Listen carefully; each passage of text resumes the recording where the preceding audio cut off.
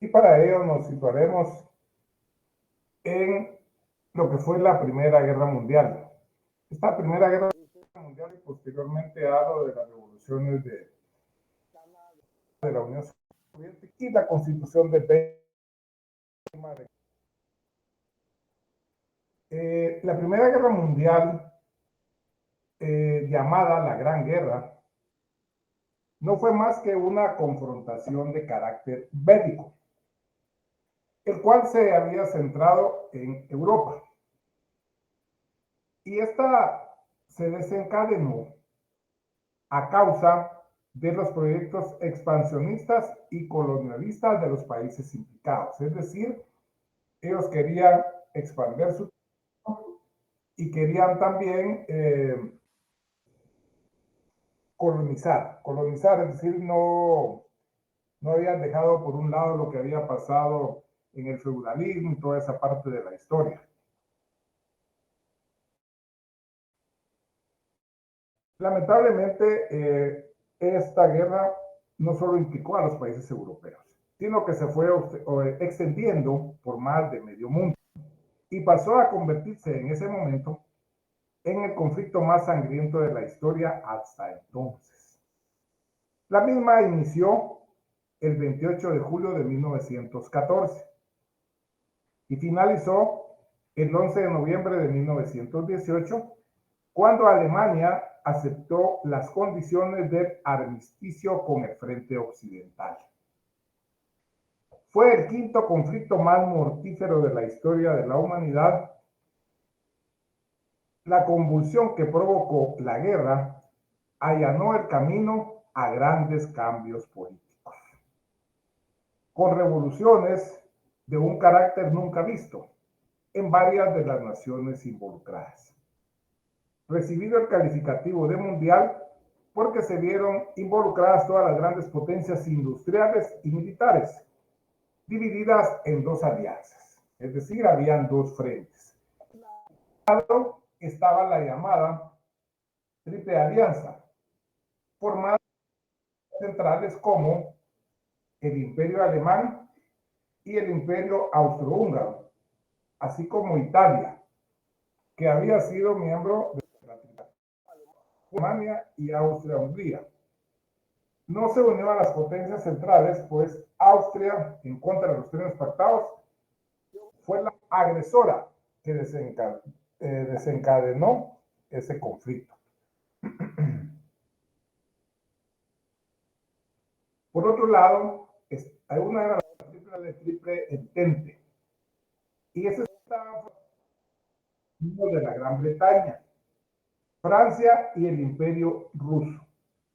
Ambas alianzas sufrieron cambios y fueron varias las naciones que acabarían ingresando en las filas de uno u otro bando. Es decir, según iba avanzando la guerra, pues por conveniencias, etcétera, iban cambiando de bando.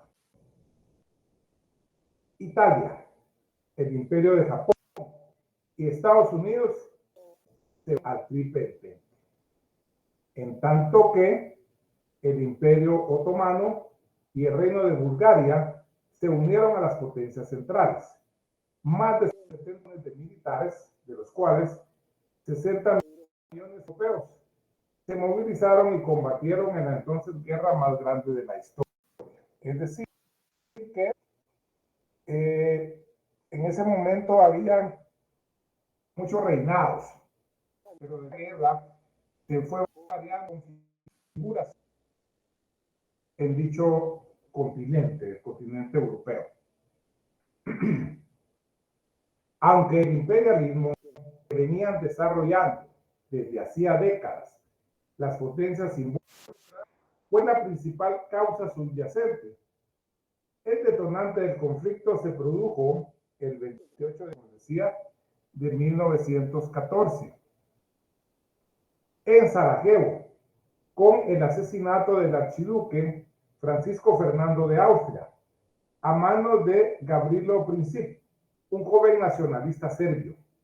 Este suceso desató una crisis diplomática cuando Austria-Hungría dio un ultimátum al reino de Serbia y se hizo distintas alianzas internacionales forjadas a lo largo de las décadas anteriores. En pocas semanas, todas las grandes potencias europeas estaban en guerra y el conflicto se extendía a otras áreas geográficas. Es decir, que Austria y Hungría era un solo imperio. Y Serbia, en la actualidad, Serbia pues es uno de los países que se separó de Yugoslavia y es una nación independiente. Pero en aquel momento era un reino. Serbia era un reino. Este suceso, es decir, la muerte o el asesinato del archiduque Francisco Fernando, desató una crisis diplomática. El imperio austrohúngaro le dio un ultimátum a Serbia, invocando distintas alianzas internacionales. Siendo así que el 28 de julio los austrohúngaros iniciaron actividades de invasión de Serbia, mientras Rusia se movilizaba y Alemania aprovechó para invadir Bélgica, que se había declarado neutral. Es decir, que Bélgica y Luxemburgo se habían declarado neutral. Eso no le importó a Alemania. Entonces invade Bélgica y luego Luxemburgo, que ya iba Alemania camino a Francia y pasó previamente por Bélgica. La violación de la soberanía belga llevó al Reino Unido a declarar la guerra a Alemania. Los alemanes fueron detenidos por los franceses a pocos kilómetros de París. Se inició, pues, una guerra de desgaste en las que las trincheras apenas sufrirían variación alguna hasta 1917. Este frente fue conocido como Frente Occidental. En el frente oriental, el ejército ruso logró algunas victorias frente a los austrohúngaros, pero fueron detenidos por los alemanes en su intento de invadir Prusia Oriental. En noviembre de 1914, el Imperio Otomano entró en la guerra, lo que significó la apertura de distintos frentes en el Cáucaso, Mesopotamia y el Sinaí. Italia y Bulgaria se unieron a la guerra en 1915, Rumanía en 1916 y Estados Unidos en 1917.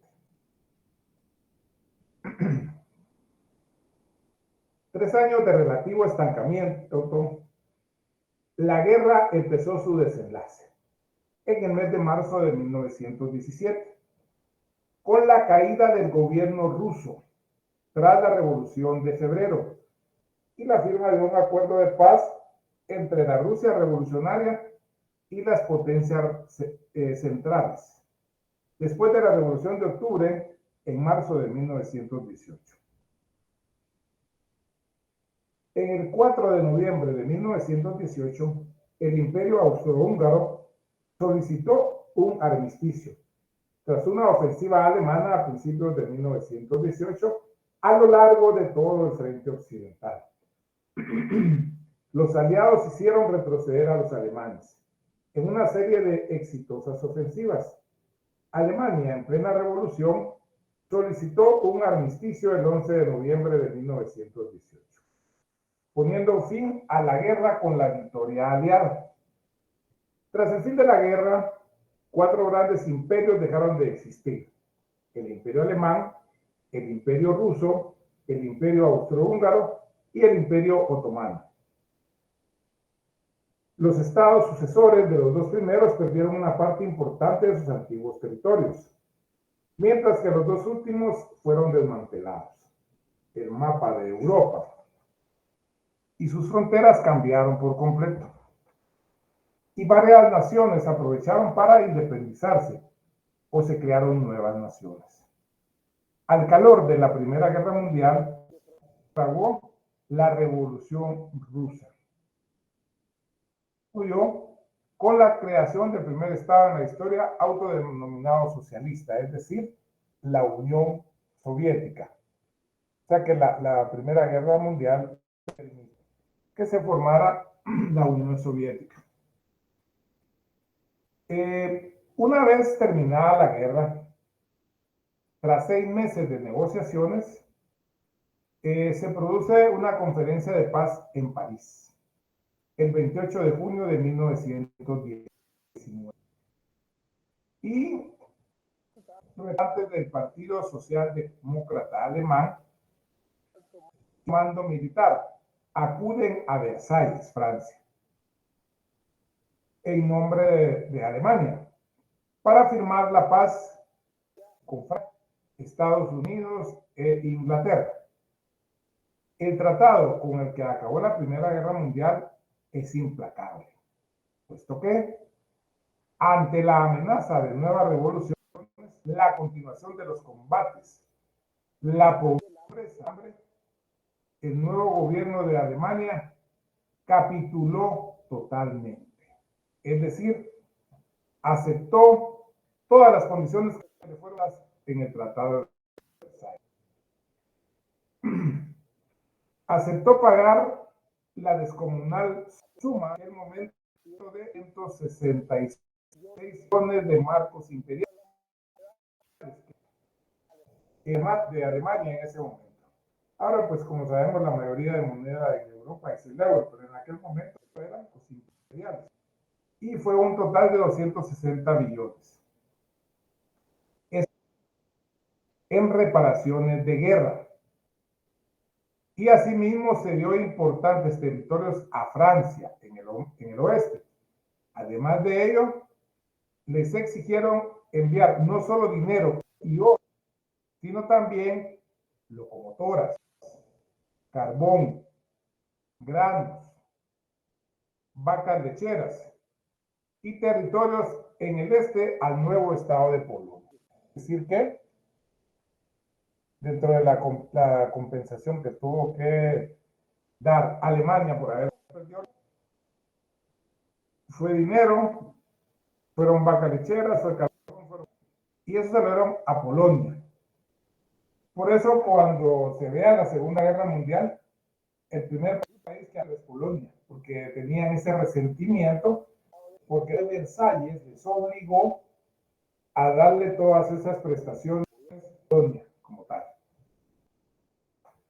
Pues siempre que termina una guerra, que pues afortunadamente nosotros no vemos por las mismas en los últimos tiempos, en los últimos años, obviamente sí vivimos un conflicto armado interno, como hemos visto en Plaza, pero no de la magnitud de la mundial, ¿verdad? No nos involucramos en ese tipo de situaciones.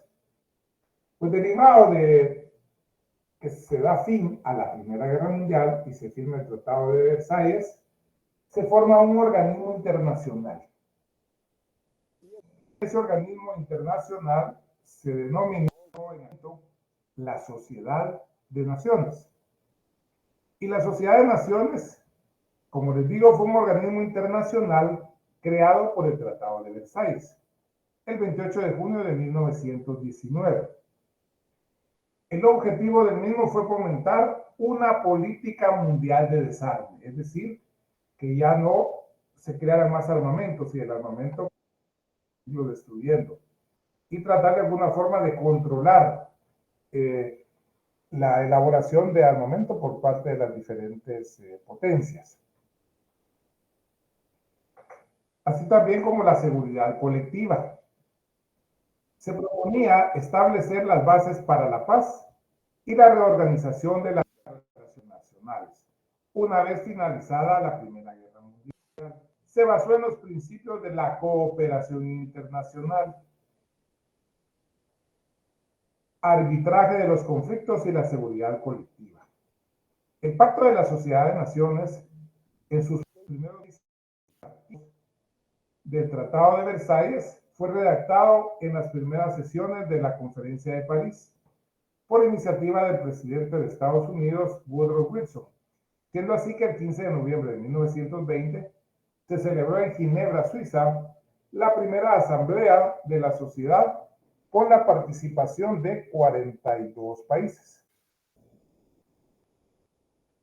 No obstante, después de 1935, la Sociedad de Naciones no fue considerada como una amenaza por parte de los proyectos expansionistas. Es decir, respetaban siempre los países que tenían proyectos expansionistas, que fueron los que provocaron la Primera Guerra, no respetaban a la Sociedad de Naciones, es decir, no la en serio.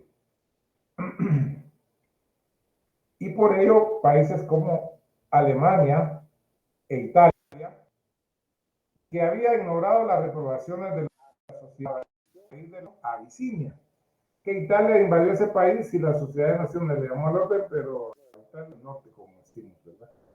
Y el otro país era Japón, que también había ignorado la orden de retirarse de la Manchuria china. Es decir, que existía la Sociedad de Naciones como tal, pero sus decisiones no tenían un poder coercitivo, entonces los países expansionistas hacían lo que les daba la gana. Tal y como les decía que Alemania se iba expandiendo, Italia en Abisinia y Japón en la Manchuria china. Al margen de su labor de arbitraje, la Sociedad de Naciones se distinguió por la creación en 1900 de la Corte Permanente de Justicia Internacional, que es el precedente del actual Tribunal Penal Internacional, establecido en el año de 1998, así como la firma del Convenio Internacional para la supresión de la esclavitud, firmado en 1926 y completado y ratificado por las Naciones Unidas en 1956. Es decir, ese convenio para la supresión de la esclavitud, si podemos ver, no tiene mucho tiempo. No tiene mucho tiempo, por eso, años 50, 60, en países como Estados Unidos había mucho racismo, ¿verdad? En relación a la población negra. Había mucha discriminación. En ese sentido, pues hay muchas series, muchas películas que hablan de la situación que se daba porque parte de la población era marginada. Pues les decía que hace junto con ese convenio de la esclavitud, la OIT, la Organización Internacional del Trabajo. Es decir, la Sociedad de Naciones, dentro de sus buenas cosas que dejó, está la OIT. Y la OIT, por tal razón, funciona en la actualidad en Ginebra, Suiza. Y en el mes de junio de cada año se presentan los casos cuando se está investigando o se ha sancionado algún país por la... Ahí se tiene convenios internacionales para todo, para cualquier tipo de trabajo. Entonces, si un país cumple, No se le escucha Lick. la asamblea en el mes de junio se presentan los casos de todos los países que están violentando los derechos de los trabajadores. En el caso de desde algún tiempo, como mediados de los años 2000, por ahí, porque, digamos, en Guatemala hay sindicatos, hay federaciones de sindicatos, pero la mayoría de estos organismos sindicales, organizaciones sindicales, están... ¿Ya terminaste? son parte de esos entes internacionales, de esas federaciones, de esas conferencias. Pensé que yo era la que se me había arruinado esta cosa otra vez. Siempre tienen el apoyo. Pero no le sirve el micrófono a él. En el caso de Compañero, en el Guatemala, micrófono no se le escucha nada. Mami, ¿te hace algo?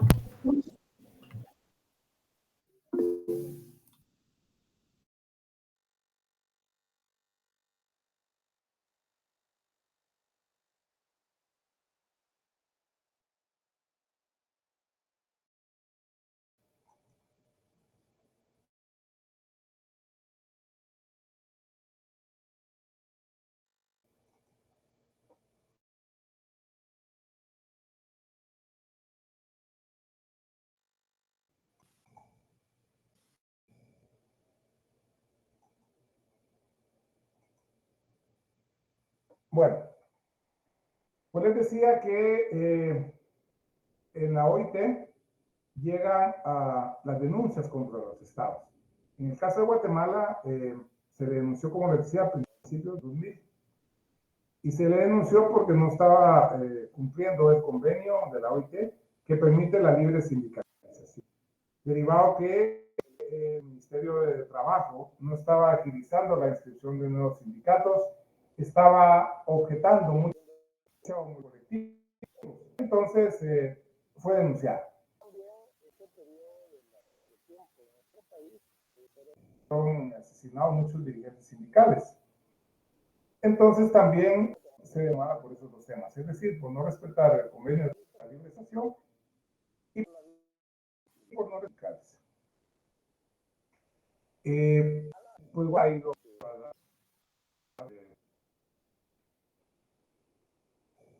bueno, ha ido a dar sus bueno, uno sí disculpe porque está funcionando bien. Licenciado, es que no se le escucha nada. Si no funciona esto, estoy para cambiar los botones de esta cosa y no funciona. Fíjese, licenciado Pineda, fíjese de que sí, son intervalos, a veces tiene el audio bien, se va el audio hacia abajo, algún corto o algo así parece que tiene, porque el audio se va a cero, sube y así, están en intervalos de sonido. Bien. Si yo me la otra vez compré otro micrófono, pues tampoco funcionaba, total, es complicado. Ahí ya se escucha bien, Lick.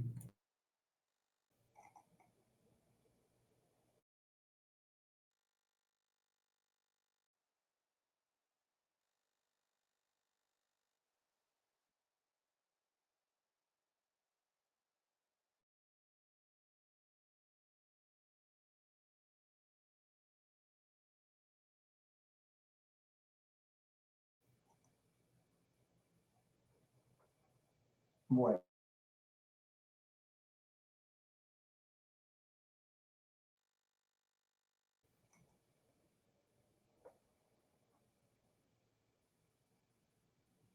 Bueno.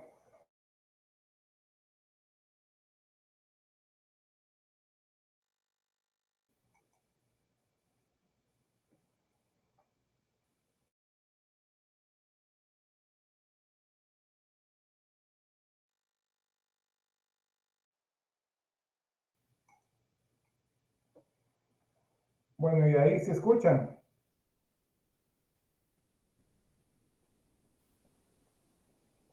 Bueno, Sí, licenciado, sí se escucha. Sí, Sí, licenciado. Sí, lo que pasa es que al cambiarlo de agujero no se bloquea, pero yo no los escucho a ustedes, ese es el problema. Pero igual, ahí después me he escrito alguna pregunta. Bueno. Como les decía, lo importante de la Sociedad de Naciones fue la OIT. Pues esa organización no funcionó como tal. Pero también se dio el nacimiento de dos totalitarismos que fueron devastadores del siglo XX. Por un lado el comunismo y por otro lado el nazismo. Ambos partían de las mismas premisas: la liquidación del pluralismo, la implantación de la ideología oficial del Estado, el culto al líder y la obediencia ciega. Sus consecuencias fueron comparables: el terrorismo estatal y millones de víctimas. En la Unión Soviética, a partir de 1924, Stalin inició la eliminación de toda oposición, convirtiéndose en dictador absoluto, adoptando un modelo muy alejado de las ideas de Marx y Engels. En tanto que en Alemania Hitler accedió al poder en 1933 por la vía democrática, introduciendo luego medidas cada vez más totalitarias y racistas. Como podemos ver, muchas de esas situaciones se repiten hoy en día, porque en muchos países hay liderazgos que llegan al poder a través de la vía de las elecciones, de la vía democrática. Sin embargo, luego se vuelven dictadores, se vuelven países totalitarios. Si no, miremos los ejemplos que hay en Nicaragua y en Venezuela, que en Nicaragua, después de la revolución sandinista, se daban elecciones cada cierto tiempo, quedaban unos candidatos, quedaban otros. De ahí quedó Ortega y luego quedó otro candidato, y de ahí Ortega volvió a quedar y ya no soltó el poder. Igual en Venezuela, la verdad que primero fue Chávez, que por un golpe de Estado quiso ser presidente de ese país, fue metido preso, posteriormente ganó elecciones, y de ahí falleció y le heredó, así entre comillas, el poder a Maduro. Y así como en este lado del mundo, también en Corea del Norte, ¿verdad? Está ese dictador que hace poco le quitó la vida a unas personas porque no previeron los problemas que iba a producir la lluvia o algo así, ¿verdad? O sea, era la naturaleza, pero bueno, así son señores, ¿verdad? Bueno, luego tenemos la Segunda Guerra Mundial. Tal y como les indicaba cuando hablábamos de que todas las prebendas que le habían otorgado a Polonia en detrimento de Alemania, eso pues obviamente no tenía contentos a los alemanes. Por ahí en 1939, con la invasión de Polonia por las tropas de Hitler, empieza la Segunda Guerra Mundial, el cual fue un conflicto militar global que se desarrolló hasta el año de 1945.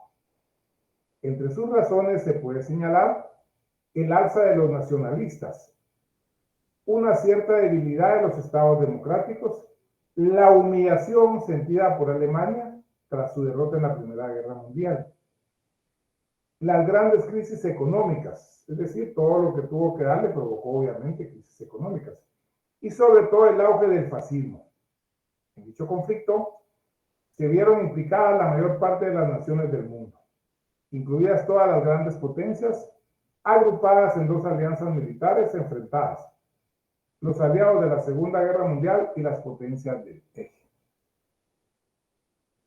Esta sí superó a la Primera Guerra Mundial y fue la mayor contienda bélica de la historia, puesto que en esta se movilizaron 100 millones de militares y un estado de guerra total, guerra absoluta, en que los grandes contendientes destinaron toda su capacidad económica, militar y científica al servicio del esfuerzo bélico, borrando la distinción entre recursos civiles y militares, marcado por hechos de enorme repercusión que incluyeron la muerte masiva de civiles en el Holocausto, los bombardeos intensivos sobre ciudades como Hiroshima y Nagasaki, y el uso por única vez de las armas nucleares en un conflicto militar. La Segunda Guerra Mundial fue el más mortífero en la historia, con un resultado de entre 50 y 70 millones de víctimas, que en aquel momento equivalía al 2.5% de la población mundial. El comienzo del conflicto se suele citar el 1 de septiembre de 1939, con la invasión alemana de Polonia. El primer paso bélico de la Alemania nazi era su pretensión de fundar un tercer Reich alemán sobre Europa, que produjo la inmediata declaración de guerra de Francia, con la mayor parte de los países del Imperio Británico, es decir, la Gran Bretaña, Reino Unido de la Gran Bretaña, y la Commonwealth al tercer Reich, desde finales de 1939 hasta inicios de 1941, merced a una serie de fulgurantes campañas militares y la firma de tratados. Alemania conquistó o sometió gran parte de la Europa continental. En virtud de los acuerdos firmados entre los nazis y los soviéticos, la nominalmente neutral Unión Soviética ocupó o se anexionó territorios de 6 naciones vecinas, es decir, la Unión Soviética dejaba que Alemania hiciera lo que quisiera, pero ellos están aprovechando para anexar a sus territorios otra serie de países, ¿verdad? Y en el caso de Unión Soviética fueron 6 naciones vecinas, con las que compartía frontera en el oeste. El Reino Unido y la Commonwealth se mantuvieron como la única gran fuerza capaz de combatir contra las potencias del eje en el norte de África. Imagínense, hasta África estaba llegando la guerra. En junio de 1941, las potencias europeas del eje comenzaron la invasión de la Unión Soviética, dando así el inicio de la más extensa operación de guerra terrestre de la historia, donde desde ese momento se empleó la mayor parte del poder militar del eje. En diciembre de 1941, el Imperio del Japón, que había estado en guerra con China desde 1937 y pretendía expandir sus dominios en Asia, atacó a Estados Unidos. Es lo que se conoce en la parte de Pearl Harbor, que incluso hay una película que es cuando Japón ataca a Estados Unidos en plena Segunda Guerra Mundial, y a las posesiones europeas del Océano Pacífico, conquistando rápidamente gran parte de la región. El avance de las fuerzas del eje fue detenido por los aliados en 1942 tras la derrota de Japón en varias batallas navales y de las tropas europeas del eje del norte de África, y en la decisiva batalla de Stalingrado en 1943.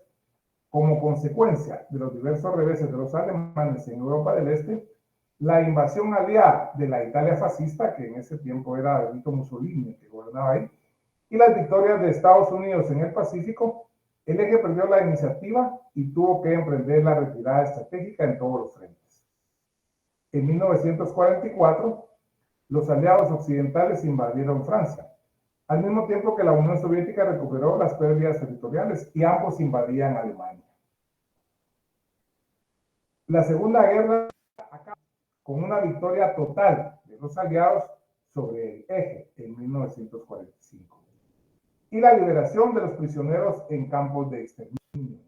La guerra en Europa termina con la captura de Berlín por tropas y polacas y la rendición incondicional alemana de mayo de 45. La Armada Imperial japonesa resultó derrotada por los Estados Unidos y la invasión del archipiélago japonés se hizo inminente. Tras el bombardeo atómico sobre Hiroshima y Nagasaki por parte de Estados Unidos y la Manchuria china, la guerra en Asia terminó el 15 de agosto de 1945, cuando Japón aceptó la rendición incondicional. No le dieron oportunidad de ninguna condición.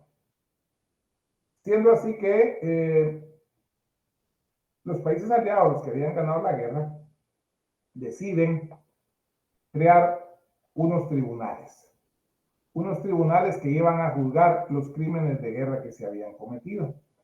Y es así como crean los juicios de Nuremberg en Alemania y los juicios de Tokio en Japón. Es decir, que los vencedores juzgaron a los máximos responsables alemanes. Se les acusaba de haber cometido crímenes contra la paz, de tratados internacionales en materia de derechos humanos, actos de agresión injustificada a las naciones, crímenes contra la humanidad, de su planificación hasta su ejecución, participación en exterminios y genocidios, y crímenes de guerra, violación de leyes, convenios internacionales sobre la guerra.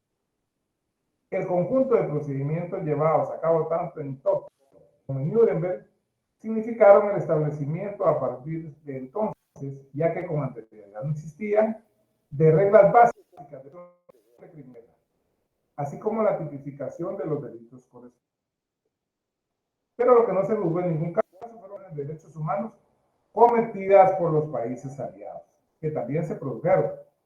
Por ejemplo, la agresión a Polonia por parte de la Unión Soviética, los bombardeos aliados de civiles tanto sobre Alemania como sobre Japón, o la represalias en relación a Alemania cometidas por el ejército soviético durante la ocupación final de Alemania.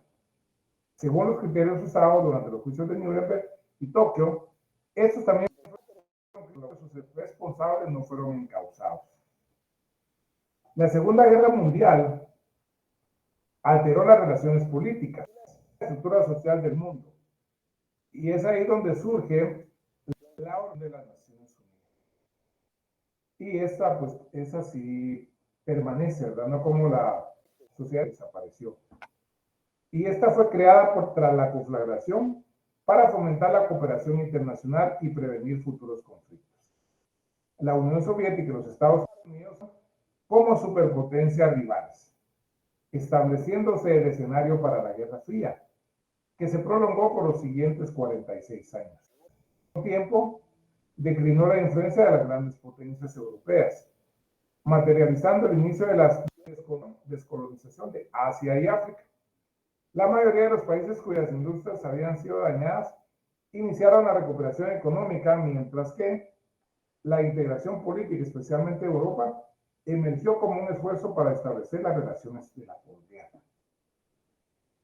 En cuanto a los juicios de Nuremberg y Tokio, en el tema de los juicios existe una película que se llama Vencedores y Vencidos. Incluso es una película en blanco y negro, porque ya tiene sus añitos la película esta. En alguna ocasión en el curso, pues, tenía algún amigo que me prestaba las instalaciones de algunas salas de cine y íbamos a ver la película. Lamentablemente ahora ya cambió esa situación.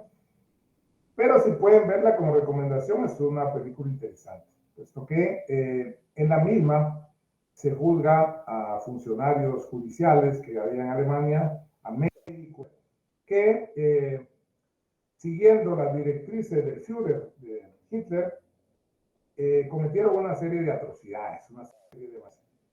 Puesto que en esa película se ve cuando a personas que tenían algún problema de salud,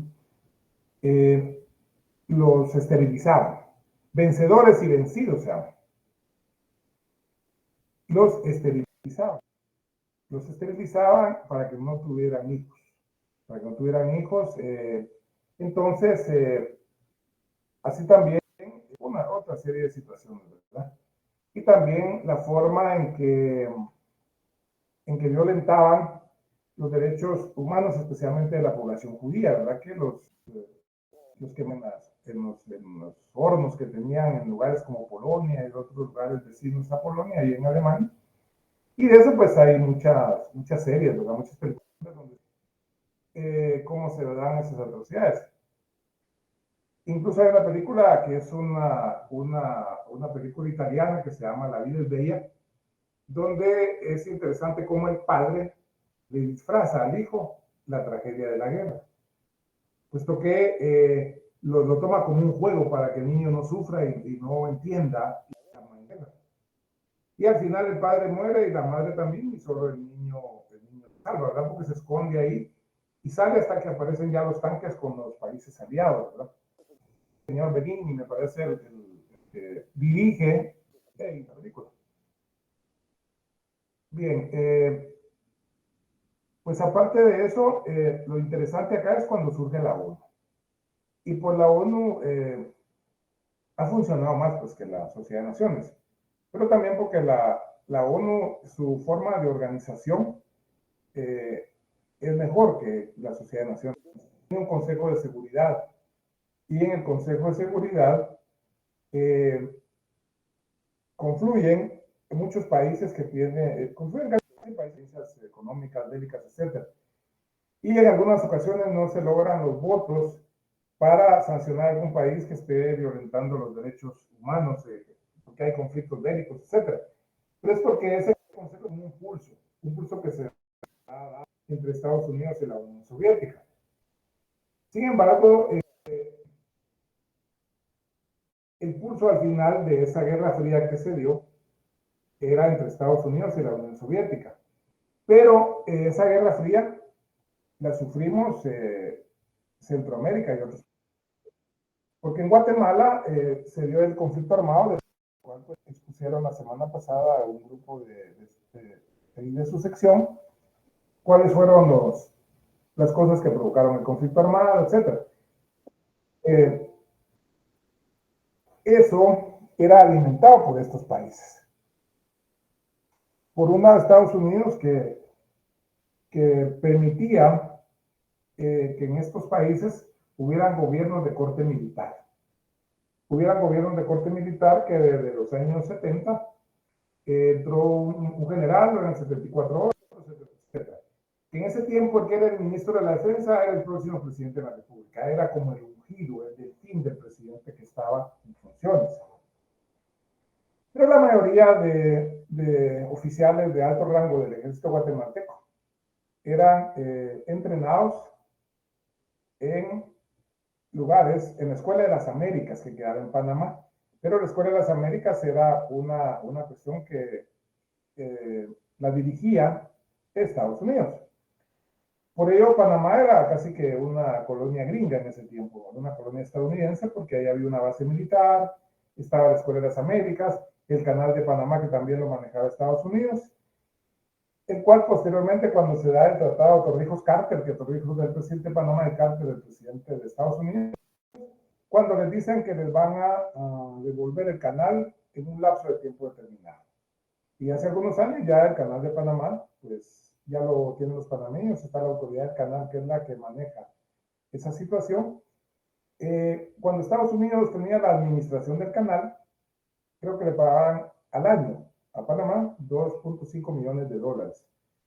Ahora en Panamá, cuando se construyeron las nuevas esclusas, donde ya pasan los barcos Pamachán, que son los barcos más, cobran unas cantidades de dinero exorbitantes, que ahora es un montón de plata, pero es que Panamá, en relación a Centroamérica, su economía es mejor, porque el canal entra en millones diarios, porque pasan los barcos ahí, ¿verdad?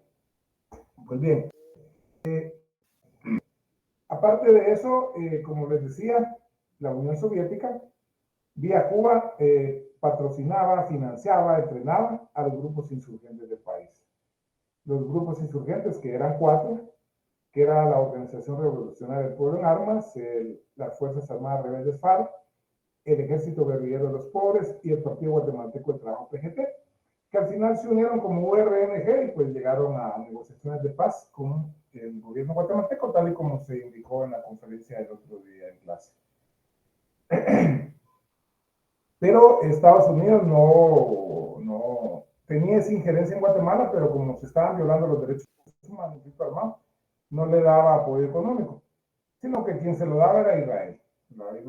Y por eso la mayoría del equipo que compraba el ejército guatemalteco era a Israel.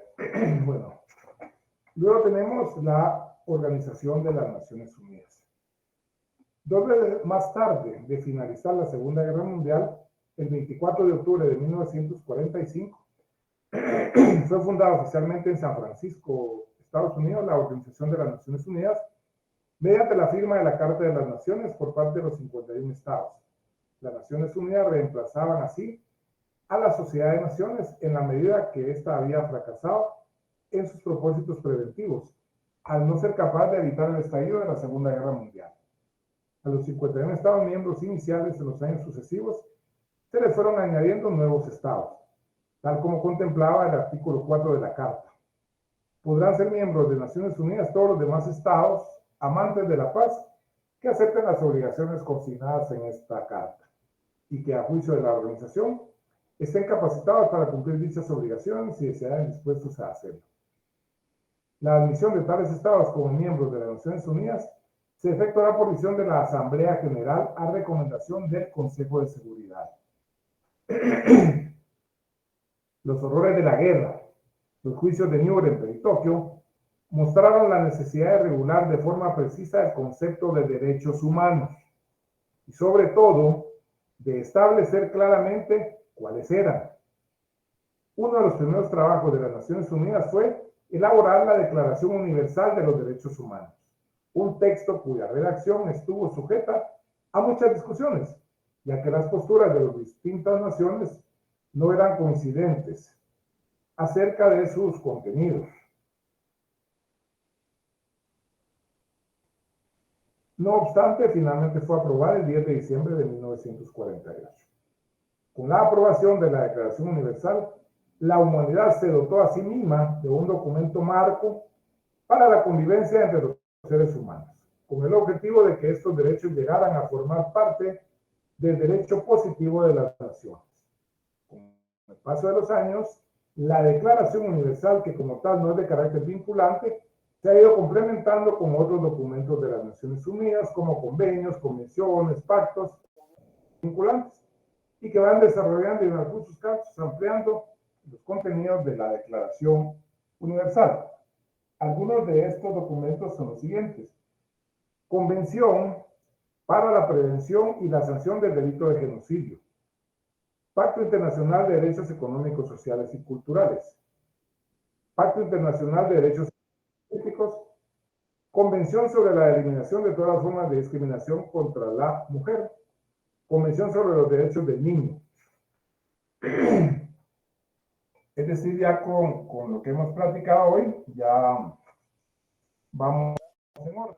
Se platicó hoy lo que expusieron los grupos en la semana anterior, ya vamos en secuencia del curso y el día viernes la universidad siempre por el día de la independencia da suelto, el día 13, viernes, el día 13 independientemente del día que caiga. Entonces, el 13 viernes y el 16 lunes no hay clases, así que van a tener un fin de semana largo, ojalá no llueva mucho por si quieren salir, aunque sea a la vuelta por ahí. Así que, feliz noche y nos platicamos ahí la otra semana ahí ya en las clases presenciales en la U. Y disculpen la... Muchas gracias, licenciado. No tenga pena, Lick, muchas gracias, le agradecemos mucho. Buenas noches. Gracias. Feliz noche. Buenas noches. Gracias, licenciado. Gracias, Lick.